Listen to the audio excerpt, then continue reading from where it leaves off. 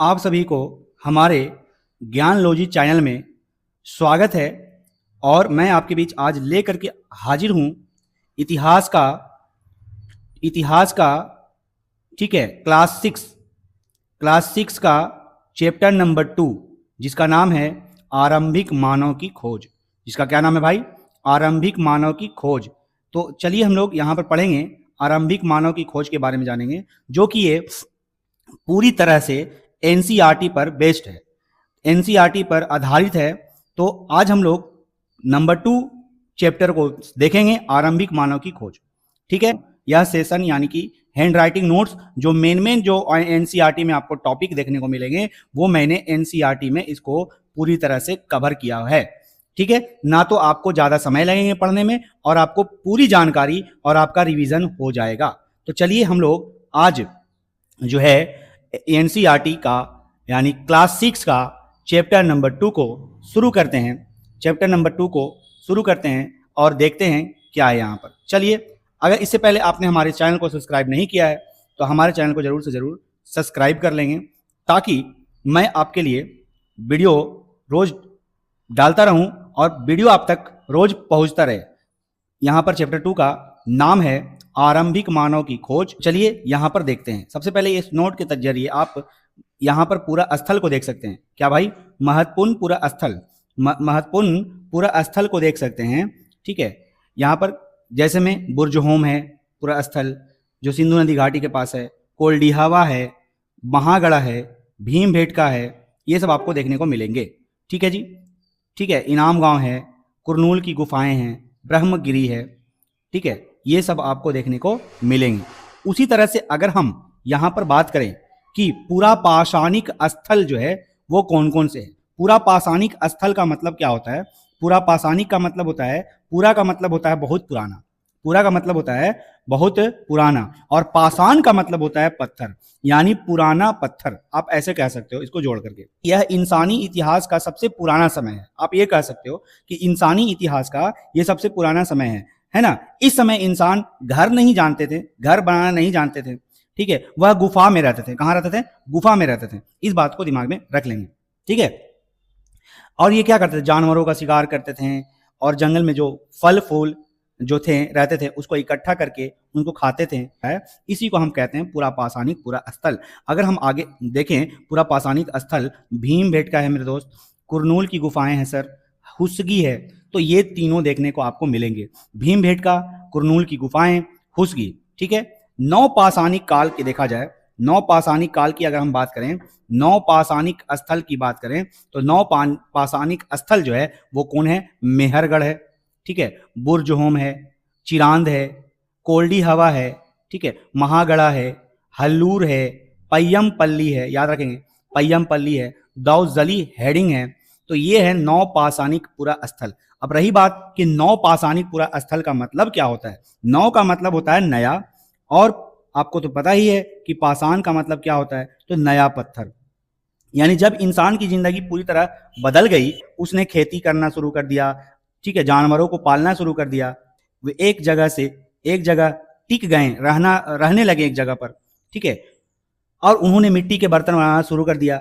तो ये सारे जो उनमें परिवर्तन देखने को मिले, ये जो परिवर्तन देखने को मिले, उसी स्थल को हम कहते हैं पूरा नवपाषाणिक स्थल। क्या बोलते हैं? नवपाषाणिक स्थल बोलते हैं। तो नवपाषाणिक स्थल आपको कौन कौन है भाई?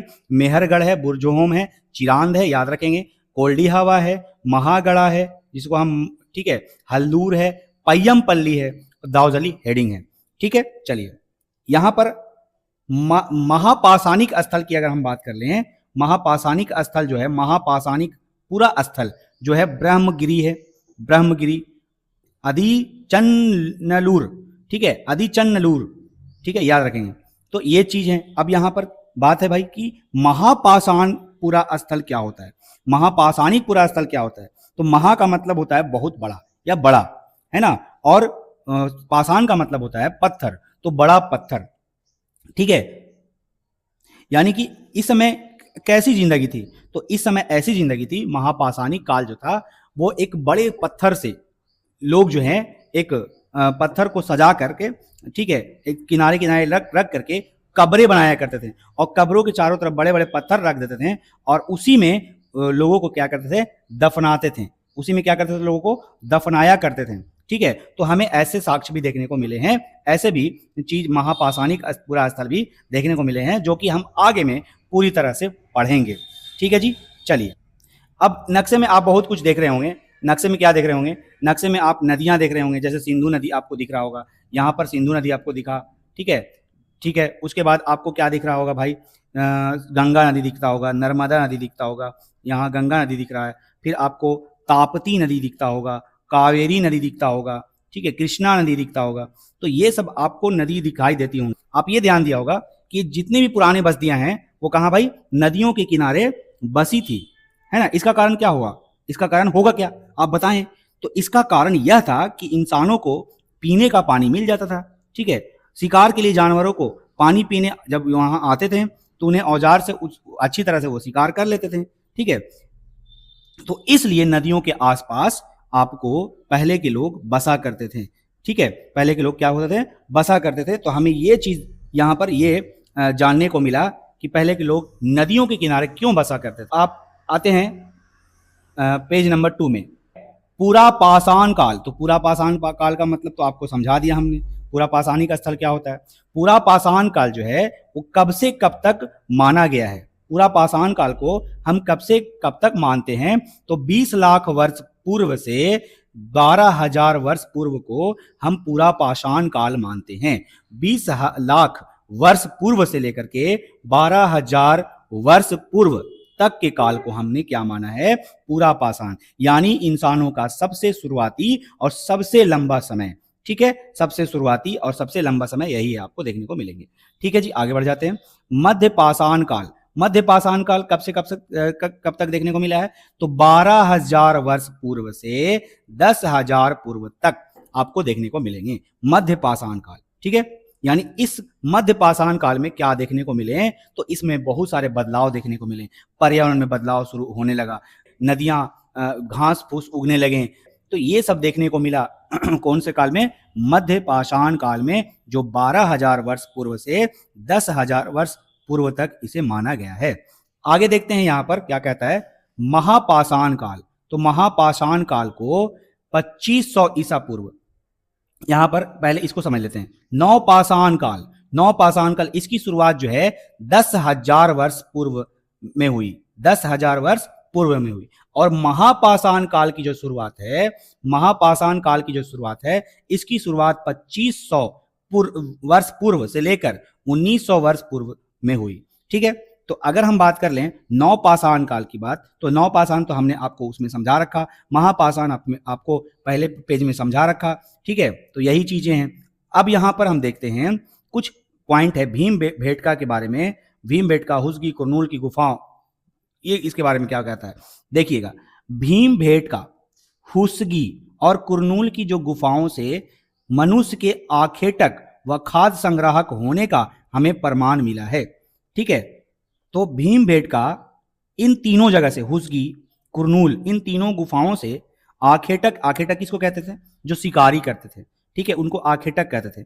खाद्य संग्राहक किसको कहते थे, जो खाना को इकट्ठा करते थे, अपने भोजन को क्या करते थे, इकट्ठा करते थे। तो यही होने का हमें क्या मिला है, प्रमाण मिला है। अब ये क्या मिला है भाई, प्रमाण मिला है। जो तीनों पूरा पाषाणिक स्थल है, ये तीनों क्या है, पूरा पाषाणिक स्थल। आपने ऊपर में यहां पर पूरा पाषाणिक स्थल के बारे में देखा है, देख लिए। पूरा पाषाणिक स्थल भीमबेटका है, कुरनूल की गुफाएं हैं, हुसगी है, ये चीजें। आगे देखते हैं यहां पर क्या कहता है अगला पॉइंट। तीनों क्या है भाई, पूरा पाषाणिक स्थल है। अब यहां पर देखिए, चिरांद से भी आखेटक खाद्य संग्राहक का प्रमाण मिला है। हमें चिरांद से भी आखेटक खाद्य संग्राहक का प्रमाण मिला है। ठीक है, कहां से, चिरांद से। खाद्य, आखेटक, खाद्य संग्रह, आखेटक मतलब खाना इकट्ठा करने वाले लोगों का प्रमाण मिला है हमें। परंतु ये जो है, परंतु यह नवपाषाणिक पूरा स्थल है, ये जो है नवपाषाणिक पूरा स्थल है। ये कह रहा है कि भीमबेटका, हुसगी, कुरनूल की गुफाओं, मनुष्य के आखेटक यानी शिकारी, खाना इकट्ठा करने वाले लोगों का प्रमाण मिला है, जो तीनों पूरा पाषाणिक स्थल है। तीनों जो है वो पूरा पाषाणिक स्थल है। तीनों कैसा स्थल है, तो पूरा पाषाणिक स्थल है।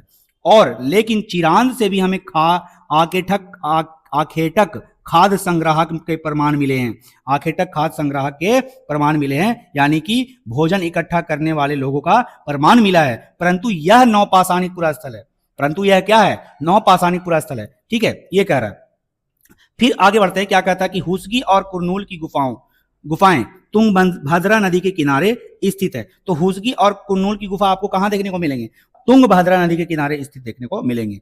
जी हाँ, ठीक है जी। चलिए, ये पूरा पार्ट जो है एनसीईआरटी है। एनसीईआरटी के अलावा इसमें कोई भी पॉइंट अलग से नहीं जोड़ा गया है, कोई भी बिंदु अलग से नहीं जोड़ा गया है।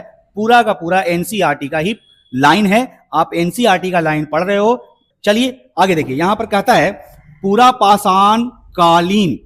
पाषाण औजारों के निर्माण। कहता है कि पूरा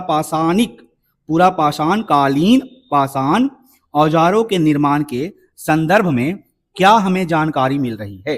ठीक है जी। चलिए यहां पर देखिएगा क्या जानकारी मिल रहा है। पूरा पाषाण काल में पत्थरों के औजार बनाए जाने के उद्योग स्थल कहते थे। बनाए जाने को उद्योग स्थल कहते थे। कह रहा है कि पूरा पाषाण में जहां पत्थर के औजार बनाए जाते थे, ठीक है, उन जगहों को उद्योग स्थल कहते थे। उन जगहों को क्या कहते थे? उद्योग स्थल। यानी कि उद्योग स्थल समझ रहे हो ना, उद्योग धंधे ये सब, तो उन जगहों को हम उद्योग स्थल कहते थे। आगे बढ़ जाइएगा, यहां पे क्या कहता है दूसरा पॉइंट, कभी कभी लोग इन स्थलों पर अधिक समय तक रहते थे। इन स्थलों पर अधिक समय तक क्या होते थे? लोग रहते थे। रेड से क्या कह रहा है? इस काल में जीविका का मुख्य आधार शिकार था। यानी ये जो काल था, ये काल जीवन जीने का मुख्य आधार शिकार माना जाता था। क्या माना जाता था? शिकार माना जाता था। ठीक है जी, तो ये चीज आप समझ रहे हैं। ठीक है, तो यहां कहने का मतलब यह है कि जो आखेटक खाद्य संग्रह होते थे, शुरुआती में जो इंसान अपना खाना खुद नहीं उगाते थे, वे जंगली जानवरों पर आश्रित होते थे। वो जंगली जानवरों को शिकार करते थे और जंगलों से फल फूल जो दाने होते थे, जड़े होते थे, उन्हें क्या करते थे? इकट्ठा करते थे। इसलिए उन्हें हम ये नाम दिए। क्या नाम दिया भाई? आखेटक खाद्य संग्राहक। क्या नाम दिया? आखेटक खाद्य संग्राहक।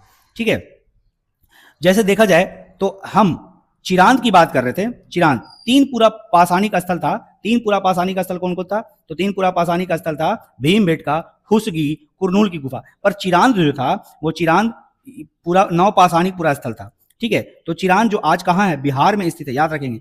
ठीक है, भाले यहाँ नवपाषाणिक स्थल है, ये नवपाषाणिक स्थल है, लेकिन यहाँ सबसे बड़ी खासियत यह है कि यहाँ पत्थर के साथ साथ हड्डियों से बने औजार बहुत मात्रा में मिले हैं। ये पॉइंट को दिमाग में रख लीजिएगा। ये आगे होगा तो ठीक, नहीं तो अभी हमने बता दिया आपको, यहाँ से आपको हड्डियों के जो है ना औजार बनाने के साक्ष्य मिले हैं। ठीक है, ज्यादातर ये औजार किसके बने होते थे? तो हिरण के बने होते थे, याद। अब आगे समझते हैं। चलिए अगला पॉइंट को समझ लेते हैं यहाँ पर। अब अगला यहाँ क्या कहता है? पूरा पाषाण उपकरण निर्माण हेतु दो तकनीकों का प्रयोग किया गया है। दो तकनीकों का प्रयोग किया गया है। किसका भाई साहब? पूरा पाषाण उपकरण निर्माण के लिए दो तकनीकों का प्रयोग किया गया है। क्या किया गया है? चलिए, यहां पर दो तकनीक आपको दिख रहे होंगे। कितने तकनीक दिख रहे होंगे? दो तकनीक आपको दिख रहे होंगे। कहता क्या है? पहली तकनीक, इसको पत्थर से पत्थर टकराकर कहा जाता था। इसमें एक पत्थर को हाथ से पकड़कर दूसरे पत्थर से हथौड़े की तरह चोट करके सल्क निकाले जाते थे। कहने का मतलब है कि पत्थर को हाथ में पकड़कर दूसरे पत्थर से हथौड़े की तरह चोट करते थे। काहे के लिए भाई? उसको नुकीले बनाने के लिए। काहे के लिए? नुकीली बनाने के लिए। सरल शब्दों में समझा जाए तो इंसान एक पत्थर को एक हाथ से मजबूती से पकड़ता था और दूसरे हाथ से एक गोल पत्थर पर हथौड़े की तरह, याद रखिएगा, उस पर सीधा मारता था। चोट लगने से पत्थर के छोटे छोटे टुकड़े जो है टूट कर गिरते थे और वह पत्थर एक नुकीले औजार में बन जाता था। तो इस तरह से वह चोट करते थे। किस पर? पत्थरों पर वो चोट करते थे और इस तरह से नुकीले औजार बन जाता था। समझ में आया? तो ये चीजें हैं। दूसरा क्या कहता है? दूसरी तकनीक क्या थी इसकी? दूसरी तकनीक क्या थी भाई? दूसरी तकनीक जो है, दूसरी तकनीक इसको दबाव सल्क तकनीक कहा जाता था। दूसरी तकनीक को हम क्या कहते थे? दबाव सल्क तकनीक, ठीक ना। तो देखिए अब यहां पर क्या कहता है, इसमें क्रोड एक स्थिर सतह पर टिका देते थे।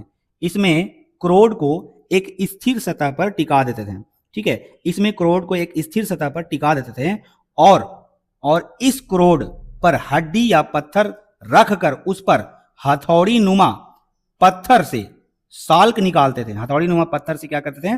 साल्क निकालते थे। कोर हमें निकालना है, यानी वह मुख्य पत्थर जिसका औजार बनाना है। इस पत्थर को सीधे हम क्या करते थे?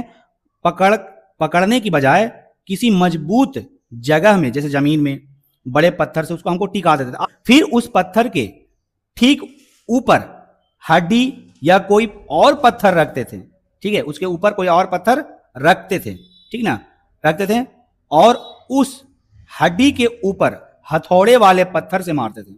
इससे सही जगह पर दबाव पड़ता था। इससे सही जगह पर क्या पड़ता था? दबाव पड़ता था, और जो है बहुत ही पतले और तेज धार वाले तो सल्क बन जाते थे। मतलब कहने का मतलब है कि आज जो लोहार लोग पीटता है ऊपर से पत्थर, लोहे पे लोहे रख करके जो पीटता है लोहा पर, और उसके लोहा रख दिया और ऊपर से भी लोहा से मार रहा है, तो वो क्या होता है? क्या होता है? फैल जाता है, फैल के नुकीला बन जाता है। तो वही इन लोग सिस्टम कर रहे थे पहले के लोग, तो इस यानी कि शाल्क बना रहे थे। आगे यहां पर देखने वाली बात क्या है कि समझिएगा, आगे क्या कहता है कि कुरनूल गुफा से राख के अवशेष मिले हैं। हमें कुरनूल की गुफा से राख के अवशेष मिले हैं। तो इससे यह स्पष्ट होता है कि, इससे क्या स्पष्ट होता है भाई? इससे यह स्पष्ट होता है कि पूरा पाषाण के आरंभिक लोग आग से परिचित थे। अंततः इस काल में आग की खोज हुई। कहने का मतलब है कि दक्षिण भारत में कुरनूल गुफा है। कुरनूल गुफा, ठीक है, में खुदाई के दौरान राख के हमें क्या मिले थे? अवशेष मिले थे। तो राख तभी बनती है जब हम आग जलाते हैं। राख तभी बनेगा ना जब हम आग जलाएंगे, ठीक है। इसलिए हम कह सकते हैं, यानी हमें यह सबूत मिल सकता है कि पूरा पाषाण काल के लोग आग जलाना सीख गए होंगे। यानी यह काल में आग का खोज हो गया था। इस काल में आग की खोज हो गई थी। किस काल में भाई साहब? तो पूरा पाषाण काल में। अब हम आते हैं मध्य पाषाण काल का युग, ठीक है। तो मध्य पाषाण युग का काल को देखते हैं। मध्य पाषाण युग का काल यहां पर समझते हैं, क्या कहता है जरा समझिएगा। इस काल में लोग मुख्य रूप से पशुपालक बन गए। यानी कहने का मतलब है कि मध्य पाषाण काल युग में, ठीक है, लोग जो है मुख्य रूप से पशुपालक बन गए। पशुओं को पालना शुरू कर दिया। पहले क्या होते थे? वो पहले जानवरों के पीछे भागते थे। पहले जानवरों के पीछे भागकर उसको पकड़ते थे और उसका शिकार करते थे, है ना, और उस शिकार करते थे और उसको खा जाते थे। लेकिन अब इन लोग क्या कर रहे हैं? पशुपालक बन गए। क्या बन गए भाई? पशुपालक बन गए। मनुष्यों ने इन पशुओं को चारा खिलाकर पालतू बनाया एवं खेती के साथ साथ मछली पकड़ना, शहद शिकार आदि कार्य किया, है ना। तो इन्होंने पशुओं को चारा डालना शुरू कर दिया। साथ ही उन्होंने खेती करना, नदियों से मछली पकड़ना शुरू कर दिया। याद रखेंगे इस बातों को, है ना। और मछलियों में मधुमक्खियों से शहद निकालना भी सीख लिया। ये सारी चीज इन लोग को देखा। इन लोग जो है अपना कार्य सीख लिया।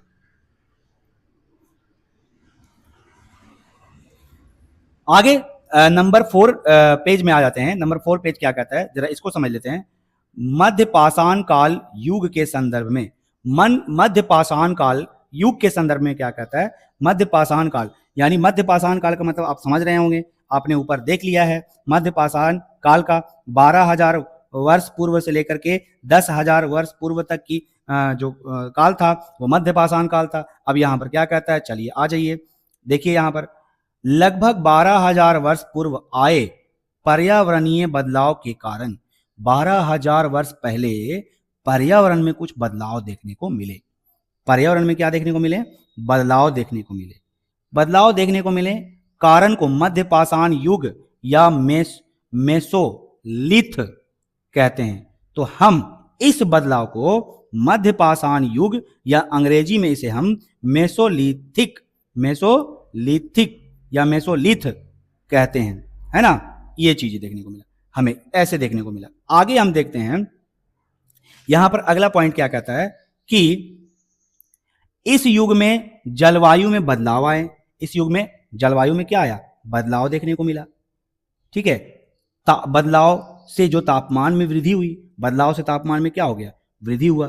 तो इस वृद्धि की वजह से, तापमान में वृद्धि की वजह से, उससे घास वाले मैदान बनने लगे। यानी कहने का मतलब है कि जब जलवायु में बदलाव आया, बदलाव आने से तापमान में वृद्धि हुआ, और जब तापमान में वृद्धि हुआ तो उससे घास के मैदान क्या होने लगे? घास के मैदान उगने लगे, घास के मैदान बनने लगे, ठीक है। घास के क्षेत्र बढ़ने से घास खाने वाले जो जीव जंतु भी हैं वो बने।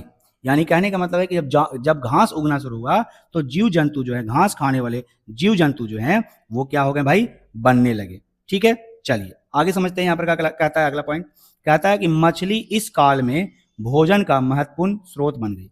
मछली जो है इस काल का भोजन का क्या बन गया? महत्वपूर्ण स्रोत बन गया।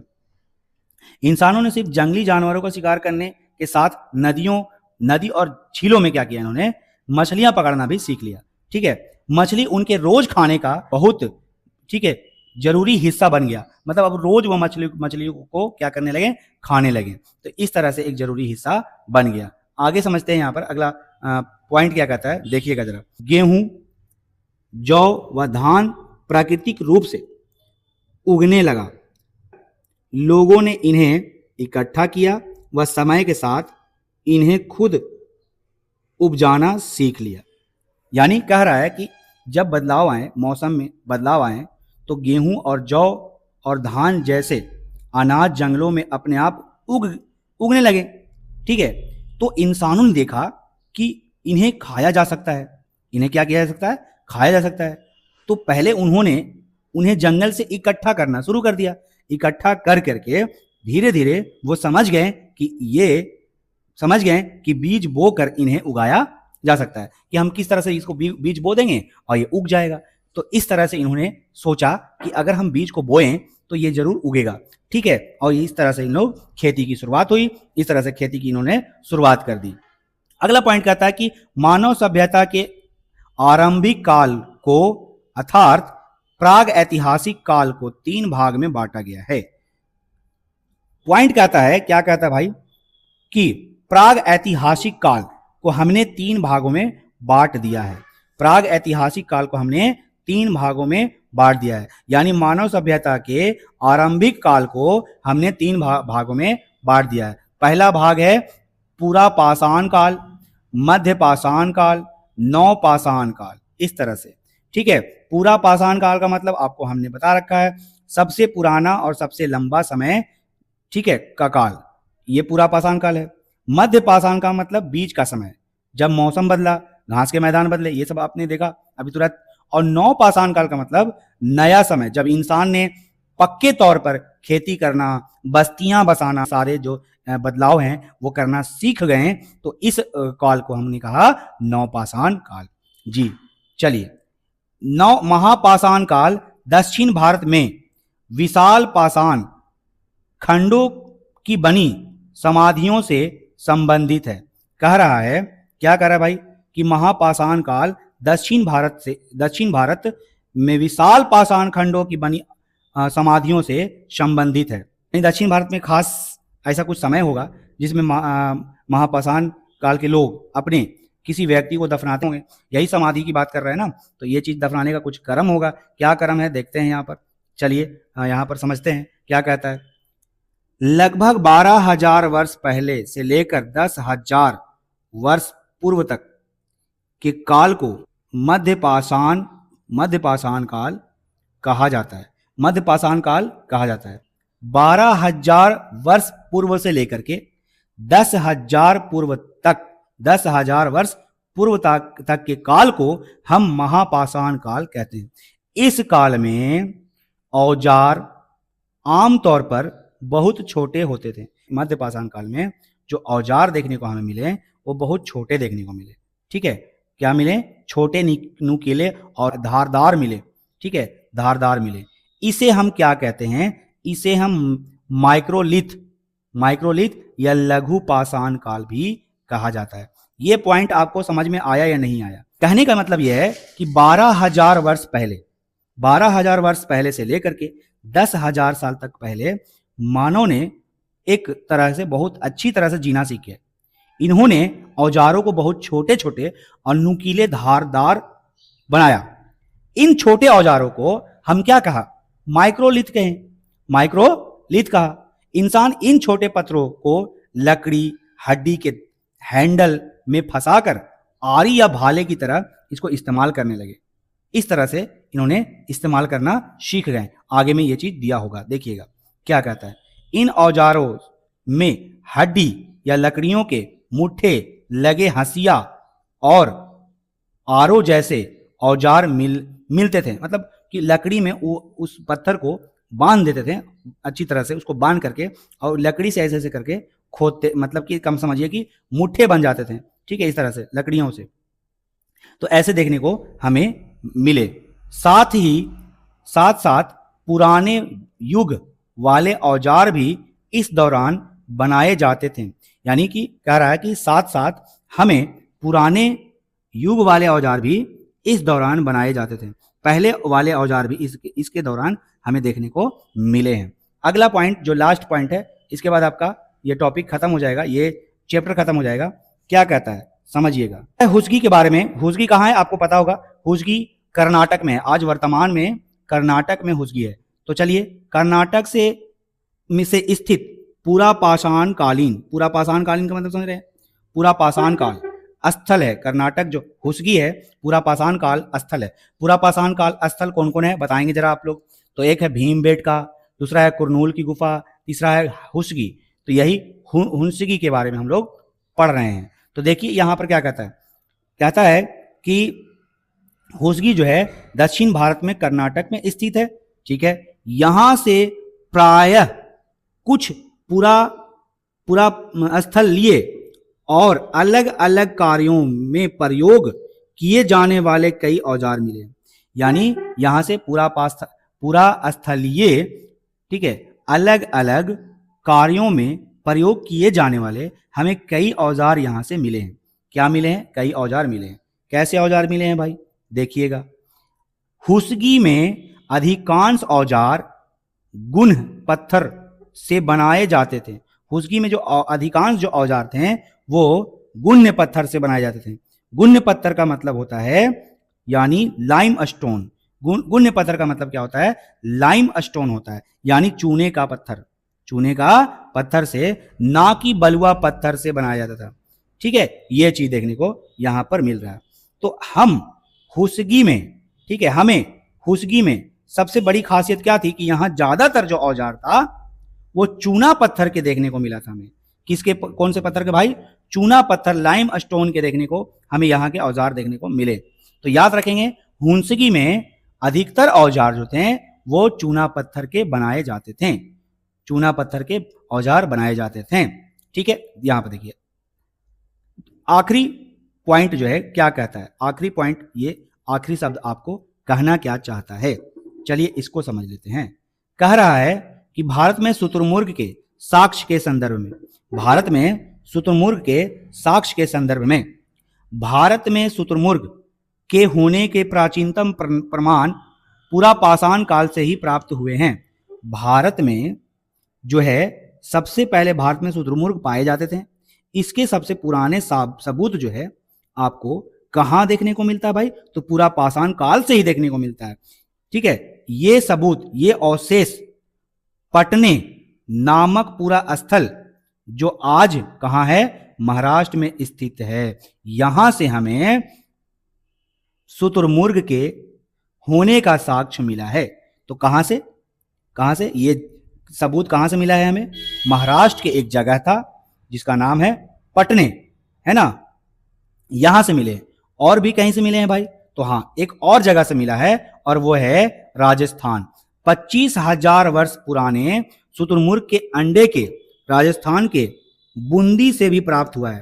राजस्थान के बूंदी से भी प्राप्त हुआ है, ठीक है। याद रखेंगे, शुतुरमुर्ग के अंडे के छिलके, कि हमारे भारत में भी शुतुरमुर्ग के साक्ष्य मिले हैं। वो कहां से मिले हैं? पटने और राजस्थान के बूंदी से मिले हैं। तो ये था आज का टॉपिक। आपको आज का टॉपिक, आज का लेसन, अध्याय जो कि कैसा लगा? जो लेसन का नाम था, क्या था भाई?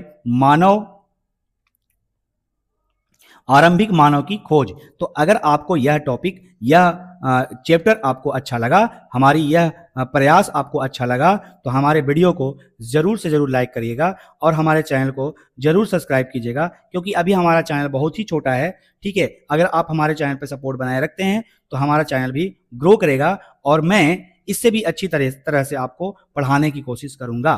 तो अगर ये चैप्टर आपको समझ में आए तो बने रहें, अगले चैप्टर नंबर 3 के लिए मिलेंगे। चैप्टर नंबर 3 में आपके साथ, तब तक के लिए हमें इजाज़त दीजिए। ठीक है, थैंक यू।